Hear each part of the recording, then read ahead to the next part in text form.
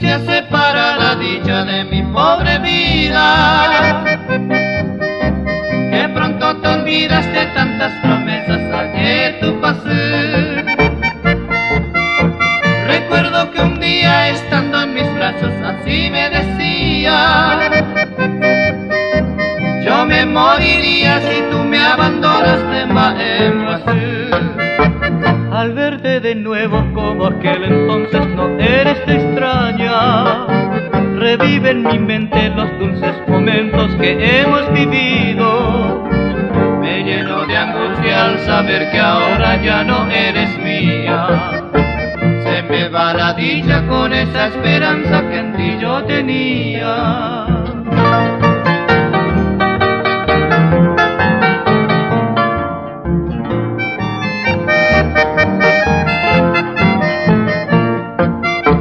Pero si el destino lo ha señalado así a mi vida,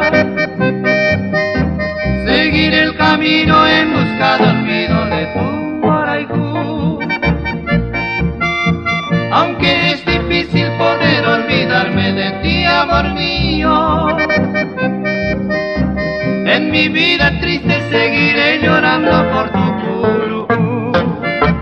Al verte de nuevo como aquel entonces no eres extraña, revive en mi mente los dulces momentos que hemos vivido. Me lleno de angustia al saber que ahora ya no eres mía. Se me va la dicha con esa esperanza que en ti yo tenía.